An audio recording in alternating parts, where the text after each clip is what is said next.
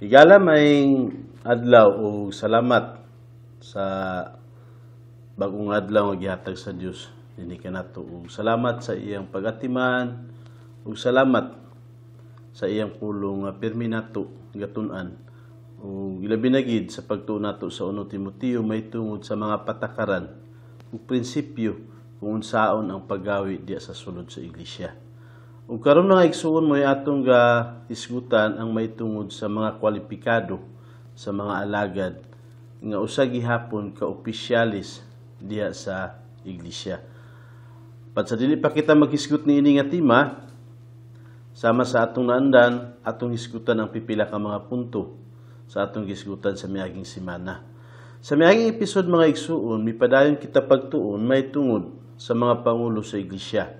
Ug taas-taas ang atong paghisgot may tungod niini. Ug naimbawan nato nga ang Dios mo'y gabutang sa tinguha sa katungdanan sa pagkapangulo diha sa kasing-kasing sa iyang mga gipili. Atong hinumduman pag-ayo nga ang Dios mao'y naghatag og mga kinaiya agi kwalipikado nga angayan nga makita diha sa mahimo nga pangulo sa iglesia. Siya mo'y gabuot kung kinsa ang iyang ibutang niini katungdanan kay iya man ang iglesia. Ug mga igsuon papel kini nagihatag sa Ginoo kining pagkapangulo ngadto sa ubang igsuon nga mga lalaki ug ang gatinguha niini ingon sa Dios nga nagtinguha sa usa ka maayong buhat. Sa ato pa kung naay lalaki nga mangandoy nga mahimong pangulo diha sa iglesia, gisulti sa Dios nga kini mo'y kinamaayohan nga tinguha sa tanan nga mga lalaki. Ug daghan ang atong gihisgutan nga mga punto nga mao'y maagian sa mga pangulo ug mao ang ilang mabuhat. Labaw sa tanan, atong gihisgutan maayo sila manudlo sa pulong sa Ginoo kauban sa pagkinabuhi niini. Kay para nga ang ilang karniro o ang panon nga gipiyal kanila sa Dios malumo nga mosunod sa kun unsa ang ilang itudlo kay makita man diya sa ilang kinabuhi. Ang ubang mga pangulo minus ang ilang kaya sa pagwali sa atubangan na atong makita may tungod niini nga kahimtang apan maayo sila manudlo sa one-on-one. Usa ato pa diya sa mga kabalayan dili sila sagad makita diya sa atubangan nga maayo manudlo pero makabisita sila sa mga balay ug maayo kay sila mutudlo espesyal sa mga tao nga ilang gadalon sumala sa kun unsa ang ilang kinahanglanon. Makapalig-on sila sa mga karniro ug makaagak sa mga pamilya. Kining mga pangulo gasa nila ang pagkapastor kay ilang gaatimanon ang panon sa mga karniro ug ilang gaadtuan. Dili nila gaipakawalay bililang kundili para kanila angayan nilang atimanon kung kinsa man ang gakinahanglan kanila. Nakatuon usab kita nga tungod kay balaan kaayo nga trabaho ang pagkapangulo o espesyal nga trabaho nga gibutang sa Dios sa kasing-kasing sa mga lalaki, naay mga kwalipikado ug kalidad ug hiyas nga gitakda sa Dios nga kinahanglang makuha sa lalaki ay siya pwede matuboy isip pangulo sa iglesia. Ug kining mga kwalipikado mabasa diha sa 1 Timoteo kapitulo 3 ug ato kining gihisgutan sa miagi natong pagtuon. Ug atong hunahunaon mga igsuon, dili kinahanglan nga perfect ang lalaki nga pandungan ngadto sa pagkapangulo kay atong masayran nga naagi mga panahon nga masipyat. Apan kinahanglan nga maayo siya ug maayo ang iyang dungog ug nakuha niya ang mga kalidad nga mabasa diha sa 1 Timoteo kapitulo 3 nga atong gipanaghisgutan. Apan ang pangutana, unsaon kung naay pangulo nga mabitik ni Satanas diha sa sala? Pananglitan nakapangulo na siya ug paglabay sa panahon wala damha nabitik siya ni Satanas diha sa pagpakasala. Unsay mahitabo kaniya? Unsay buhaton kaniya sa iglesia? Kung mahulog ang pangulo ngadto sa seryos nga sala, kinahanglan nga tanggalon siya gikan sa iyang pagkapangulo maoy angayan niya buhaton kaniya kung pananglitan moabot sa inana nga punto. Apan kung maghinulsol siya ug mahibalik ang iyang maayong dungog, basin makabalik sa pagkapangulo. Kaya siguro atong nakita sa dugay-dugay nga mga panahon ang iyang pagdala maayong man pero wala niya damha sa kalit lang. Nabitik siya sa sala ug nakabuhat og sala ug nadaot ang iyang testigos o dungog diha sa gawas sa iglesia busa angayan nga atimanon siya o tanggalon. Pero daw bi kung naayuhan na pinaagi sa iyang paghinulsol ug naniguro siya nga makabalik ang maayo nga dungog diha sa gawas, siguro makadesisyon ang iglesia o adto nga region nga basin ipabalik siya, pero dili kini balaod, gadepende lang kini diha sa kada region kung asa kini dapit nga pangulo. O kung mabawi niya ang iyang maayong dungog dito sa gawas, dito sa wala mga luwas, basin makabalik siya diha sa pagkapangulo. Ug mao kini ang usa nga sugyot o basin usa nga huna-huna nako may tungod sa kada iglesia, may tungod ni ini nga pangulo kung pananglitan muabot sa inani nga kahimtang. Mao kini ang atong balikon sa miagi natong pagtuon mga igsuon. Ug karon nga episode, magtuon kita mahitungod sa mga alagad sa iglesia o sa ato pa mga diakono o mga diakona. But pasabot naay babae ug naapoy lalaki. Ang history may tungod sa mga alagad sa iglesia nga nagsilbi kang Ginoo pinaagi sa pag-atiman sa mga butang, pag-atiman sa mga pagkaon ug mga kwarta sa iglesia. Nagsugod sa Jerusalem sa bag-o pa ang iglesia didto.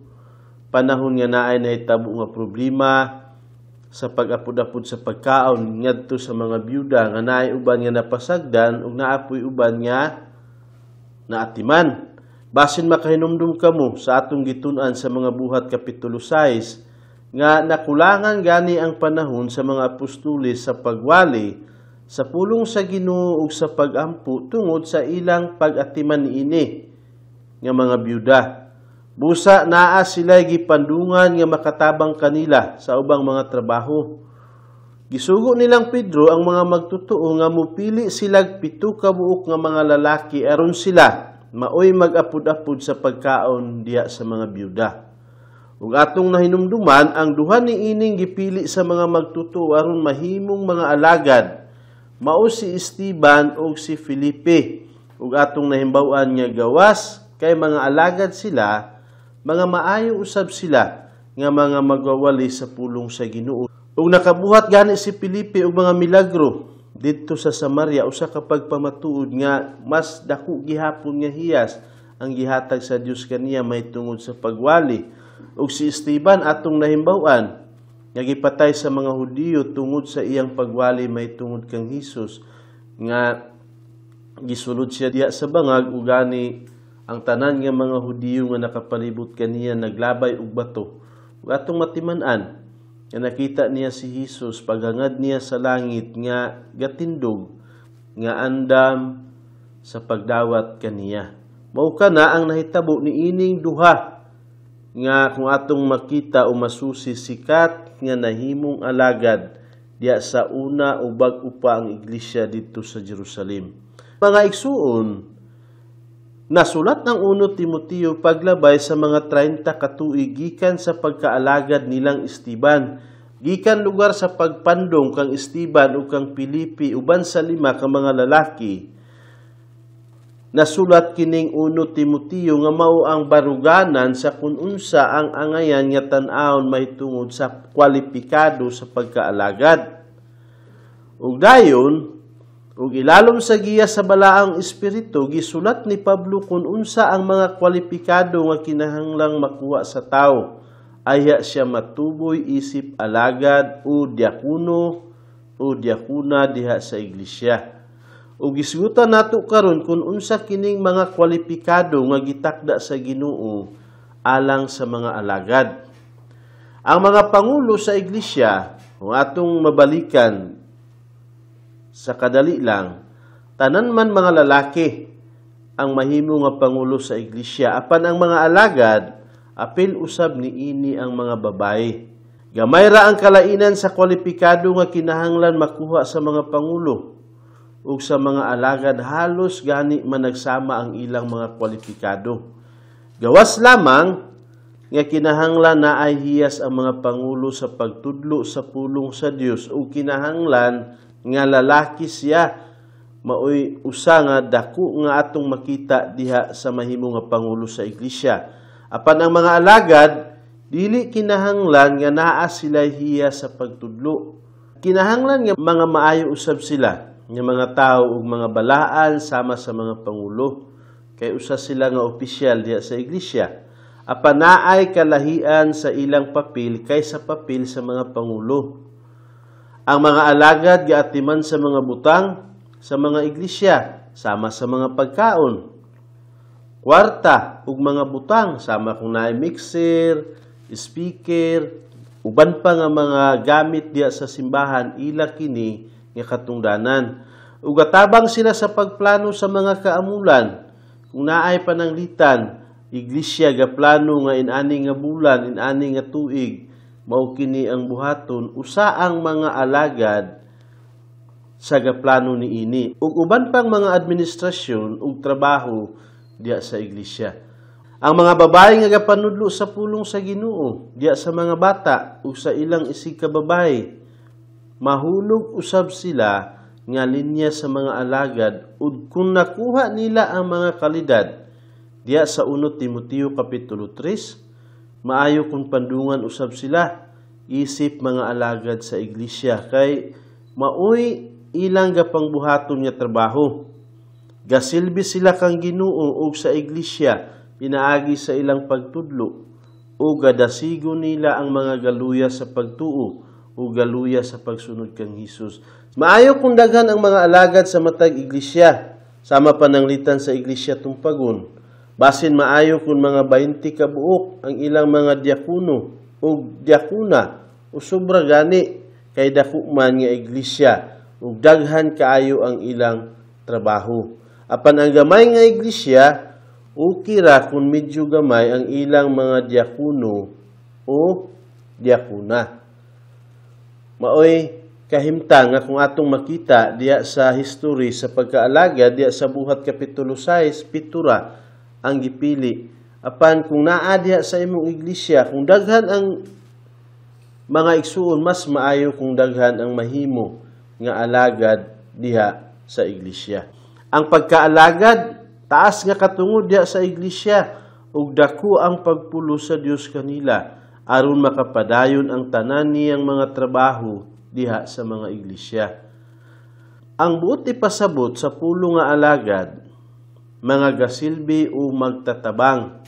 Sa atong gisgutan ganina, diakono o diakona, usa ka pulong nga gikan sa Grigo, apan sa atong pulong alagad o gasilbi o magtatabang. Mao kini ang gaitawag sa mga tao sa iglesia nga gituboy alang sa ministry sa pag-atiman sa tanang mga butang ug kwarta sa iglesia ug sa pagtudlo sa mga bata ug sa mga babae. Hinuon mga igsuon, makaalagad kitang tanan kay gatinabangay man kita. Lakip gani ang mga pangulo. Apan ang gituboy ngadto sa pagkaalagad, mga espesyal nga mga tao nga gipili sa Dios aron pagdumala ni ining ministry. Magtuon kita kung unsa ang gitakda sa Ginoo nga mga kwalipikado nga kinahanglan masapar sa mga alagad. Ayha sila matuboy ug maila diha sa iglesia ug mapandungan. Basahon nato ang 1 Timoteo kapitulo 3 bersikulo 8 dayon diha sa 10. Ang mga alagad usab sa iglesia kinahanglang magmaligdong sa ato pa makita diha sa ilang kinabuhi nga maayo sila nga tawo, matinud-anon, dili bakakon, dili tig-unom og daghang bino, sa ato pa dili sila palahubog, dili hakog sa salawayong pagpanapi, dili makita sa iyang kinabuhi ang mga dautan nga pagkinabuhi o dautan sa pagpanguha sa kwarta base na ay mga illegal nga pamaagi, dili maayo nga makita diha sa mahimo nga alagad diha sa iglesia. Versikulo 9, kinahanglan nga magbaton sila sa misteryo sa pagtuo uban sa hinlo nga tanlag. Sa ato pa nakasabot sila, may tungod sa mga tinago diya sa pulong sa Ginoo ug nakasabot sila sa lalong nga kahimtang. May tungod sa pulong sa Ginoo uban sa hinlo nga konsensya. Versikulo 10, ug kinahanglan usab nga pamatud-an una sila. Unya kun walay ikasaway kanila, paalagara sila. Atong isgutan kini nga mga bersikulo. Ang unang kalidad nga kinahanglan sa mga alagad, sama ra sa kalidad sa mga pangulo nga kinahanglan nga magmaligdong sila. Sa ato pa, kinahanglan nga matarong ug maayo sila ug kinabuhi nga limpyo at tubangan sa mga tao, sulod ug gawas sa iglesia.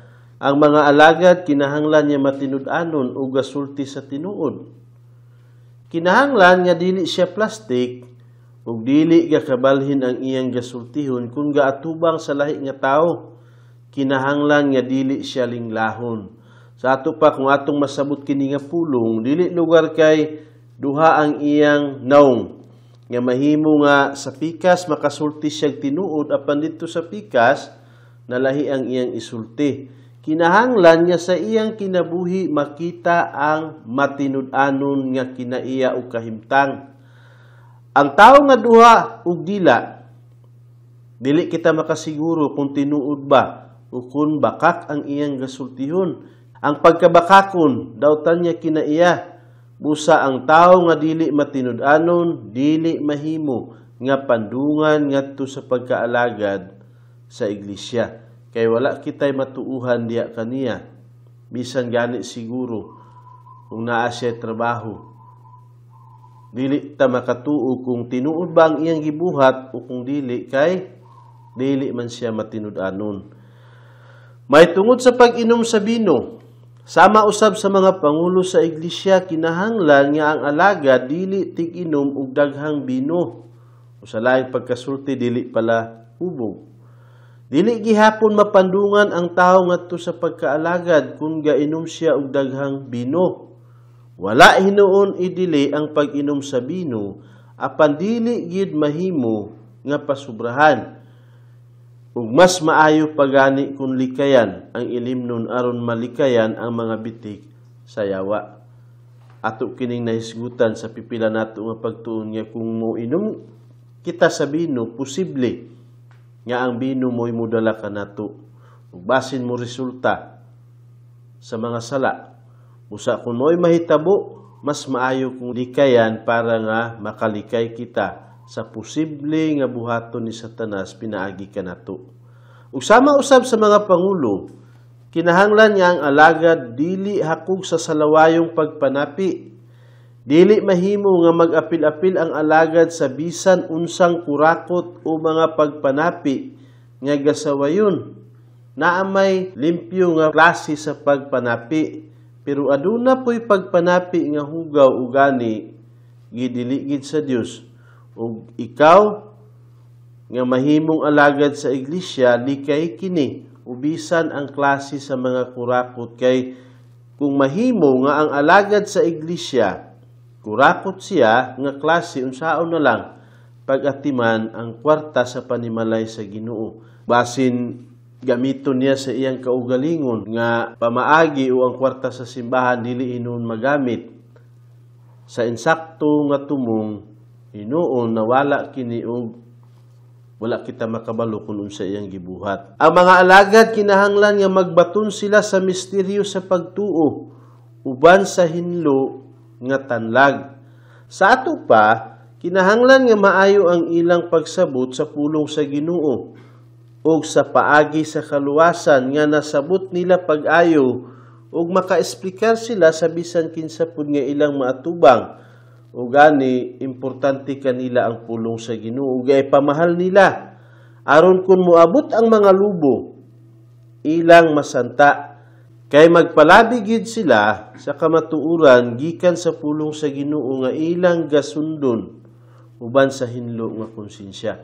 Busa kinahanglan nga ang mahimo nga alagad magbaton sa misteryo sa pagtuuban sa hinlo nga tanlag. Dugang pa, ang mga alagad ingon ang Dios nga pamatud-an una sila. Sa ato pa, ipatrabaho sa sila sa mga trabaho sa alagad aron masulayan sila kung kasaligan sila o maayo magdumala niini. Dili lugar sila direkta pandungan o matuboy diya sa iglesia kung dili pinaagi sa pagsusi kung kasaligan ba sila niini nga trabaho. O pinaagi sa pila ka tuig kung masusi sa mga pangulo ug sa mga magtutuo nga gaampingan gid nila ang ilang trabaho, pwede sila pandungan. Isip alagad ug mahimo silang mga opisyal sa iglesia kung napamatud-an na sila. Kung naay mga igsuon nga gatabang sa trabaho sa mga alagad diya sa iglesia, apan wala nila masapar ang ubang mga kalidad nga kinahanglanon sa alagad, sumala sa gisulti sa 1 Timoteo Kapitulo 3, ipadayon ra sila sa pag-alagad diya sa iglesia apan dili sila mapandungan. Magpailalom ra sila sa mga alagad ug mag-alagara sila sa Dios nga maayo ang ilang mga kasing-kasing. Subay sa kun unsa ang isulti kanila sa mga alagad nga mapandungan diha sa iglesia. Mga igsuon naagyud diha sa matag iglesia sa tibuok kalibutan. Naay mga nahimo nga alagad nga dili gyud mapandungan sa iglesia kay siguro sama sa gisulti nako ganina diya sa 1 Timoteo Kapitulo 3, naay wala nila masapar nga mga kalidad o kwalipikado nga angayan nga makita sa mga alagad. Busa kung usana nga naa sa imo nga iglesia o kung ikaw nga naay kulang diya sa imong kinabuhi nga mahimong pagkaalagad, kung gatrabaho na ka karon diya sa Ginoo, padayon. Ug ayaw ka discourage, ug ayaw pagpakawalay paglaom, kay ang tanan mahimo man nga gamiton sa Ginoo. Bisan pa kung dili ka niya mapandungan, kay ang Ginoo patas ta sa iyang atubangan. Mubasa kita pagpadayon sa 1 Timoteo Kapitulo 3, versikulo 11 hangtod sa 12. Ang mga babae usab, sa ato pa, gisgutan nato ganina ang mahitungod sa mga lalaki nga alagad o diakono, karon din hita sa mga babae nga ginganlan og mga diakona. Ang mga babae usab kinahanglang magmaligdong sama sa kahimtang gihapon sa mga lalaki nga dili sila mahimo nga dautan ang ilang dungog. Dili tig panaot og dungog sa uban, kundi mapinugnanon sa kaugalingon ug kasaligan sa tanang mga butang. Sa ato pa, ang mga alagad nga babay, dili unta makita kanila nga tigdaot sila og dungog sa ilang kauban. Kung dili aduna sila'y pagkamapinugnanon sa ilang kaugalingon ug kasaligan sila sa tanang mga butang. Pananglitan kung makasuroy sila o makasusi sa usa nga sakop diya sa iglesia nga siguro gaagi sa mga problema. Ug naay mga kahimtang nga dili gid mahimo nga mahibaluan sa uban o basin magpabilin nga sikreto, kinahanglan niya kadto nga babae, kinahanglan nga naa siya'y pagkamapinugnanon nga dili niya makasulti sa uban nga mahimo hinuon nga madaot ang dungog ni adto nga igsuon diya sa pagtuo ug mahimo siya nga kinahanglan nga kasaligan sa tanan nga butang, gamay man niya kahimtang ug dako. Bersikulo 12, ang mga alagad sa iglesia kinahanglang tagsa lamang ang asawa ug maayong mudumala sa ilang mga anak ug sa ilang panimalay. Dinhi sa bersikulo 11, klaro nga specific kining mga kalidad alang sa mga alagad nga babae o mga diakona. Ang ubang gihisgutan niya mga kalidad, kumon sa tanang alagad. mga lalaki ug mga babayi apan kini espesyal alang sa mga babayi. Una, kinahanglan niya magmaligdong usab sila. Olimpyo ang ilang pagkinabuhi at tubangan sa mga tao. Kinahanglan niya ang alagad niya babae, dili tigpanaot og dungog sa uban. Basin gihisgutan kini sa Dios nga mo'y tan-awon nga mahimo nga kwalipikado diha sa pagkaalagad. Kay diha sa linya sa mga babae, usahay mao kini ang sala sa mga babae. Gamaritisa man sila usahay. Busa ang alagad nga mga babae, kinahanglan niya magbantay sila sa ilang gapanultihon ug dili mo apil sa mga pagpanglibak nga mga istorya o butang-butang. Ilabi na kung naa sila'y nahimbawan mahitungod sa mga igsuon, kinahanglan nga dili nila kini ilukop kay madaot nila ang dungog sa ilang igsuon. Busa, kinahanglan dili tigpanaot og dungog sa uban. Padayon kita, kinahanglan niya ang alagad nga babae mapinugnganon sa kaugalingon. Importante. Sa ato pa, kinahanglan niya makapugong ang mga alagad nga babae. Dili sila tarantada o apiki sa ilang mga desisyon. Dili magpataka gani og desisyon. Apan relax ug magpagiya ug kalma sa pagbuhat sa trabaho nga gipiyal kanila sa Ginoo. Kinahanglan niya mapinugnganon ka sa kaugalingon. Kinahanglan niya ang alagad niya babae kasaligan sa tanang mga butang. Sa ato pa, ilagayong buhaton ang tanang kinahanglang trabahoon. Dili nila gapasagdan, dili sila daling malimot, dili sige gakalit, ug diha sa tanan nilang trabaho kasaligan sila. Mo'y angayan nga makita diha sa mahimo nga alagad sa iglesia. Kinahanglan niya gauna sila sa mga trabaho ug madala usab nila ang mga igsuon nga mga babae sa pag-alagad sa Ginoo kay mao'y makita sa ilang kinabuhi. Dinhi sa bersikulo 12 nga atong nabasa, klaro nga specific alang sa mga alagad nga lalaki. Ug nag-ingon ang Ginoo nga kinahanglan tagsa lamang ang asawa sa mga alagad ug maayong mudumala sa ilang mga anak ug sa ilang mga panimalay. Sa ato pa, kinahanglan nga usara gayud ang asawa sa mga lalaki nga ituboy ngadto sa pagkaalagad ug maayo sila magmatuto sa ilang mga anak ug maayo sila magdumala sa pinansyal nga kabahin sa ilang panimalay. Kay kung dili sila makamanage ang alagad sa iyang kaugalingong panimalay, dili usab niya maatiman ang iglesia ni Hesus. Niining kalidad kinahanglan nga susama gyud ang mga pangulo ug mga alagad nga kinahanglan maayong mudamala sa ilang mga anak ug sa ilang mga panimalay ug tagsa lamang ang asawa. Ug gani bisan ang mga tawo nga dili alagad ug dili pangulo, maayo kun ila kining makuha nga mga kwalipikado kay mauman kini ang disenyo ug plano sa Ginoo alang sa matag usa niya ka anak. Ug atong mahimaya ang atong Ginoo pinaagi sa pagkabalaan sa atong mga kinabuhi. Padayon kita sa pagbasa diya sa 1 Timoteo kapitulo 3 bersikulo 13 ang katapusan niya bersikulo mahitungod niini. Kay sila nga maayong mga lagad makabaton ug maayong kahimtang alang sa ilang kaugalingon ug dakong pagsalig diha sa pagtuo nga anaa kang Kristo Hesus. Sa ato pa mga igsuon, pinaagi sa maayong pag-alagad sa mga alagad, makabaton sila og maayong kahimtang. Kay makabaton sila og maayong dungog diha sa iglesia ug sa ila usab nga katilingban. Dili kini gapasabot nga magpataas sila sa ilang kaugalingon, apan tungod nga gaalagara sila ug gahago sa mga trabaho diha sa balaang iglesia sa Ginoo. Dili matago ang ilang maayong dungog.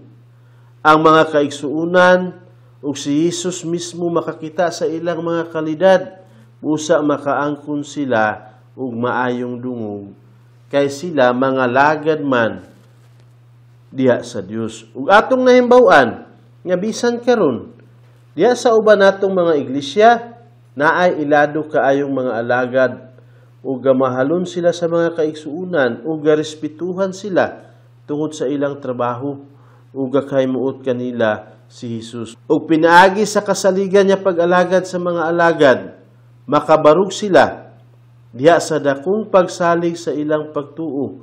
Kay nakauna-huna sila nga hangtod karon nakadaog man ko. Nakapadayon ko sa pag-alagad, busa sigurado gayud nga makapadayon ko sa pag-alagad hangtod sa finishing line. Nakasalig sila ni Hesus sa una, busa makasalig usab sila ni Hesus sa unahan. Tungod kay si Hesus mao ang nagbutang kanila niini nga trabaho ug kasaligan sila. Ang matag iglesia nga dihay mga igsuong mga babae ug mga lalaki nga daan nga trabaho sa ministry sa pagkaalagad ug kun ang mga kalidad nga atong gitun-an sa 1 Timoteo kapitulo 3 diha kanila angayan silang pandungan isip mga alagad sa iglesia ug mga igsuon sabta pag-ayo. Ayaw huna-hunaa nga ang alagad diha sa iglesia ubos ug katungod. Dako sila katungod, usa sila ka opisyal sa iglesia ug gani pa sila ang nahimo nga kamot ug tiil sa pangulo nga makalihok sa kun unsa ang angayan nga gikinahanglan ilabi na gyud sa mga butang ug bisan gani sa pag-adto sa mga igsuon nga gaagi sa mga problema, mga pagsulay, usa sila nga gagamiton para niini. Usa igsuon para niini nga atong pagtuon sa mahimo nga alagad sa iglesia unta masabot nimo kung unsa ka diha sa imong nga iglesia. Ug panganduya unta kini nga trabaho. Ug para niini nga kabuntagon mayong adlaw. Ug salamat.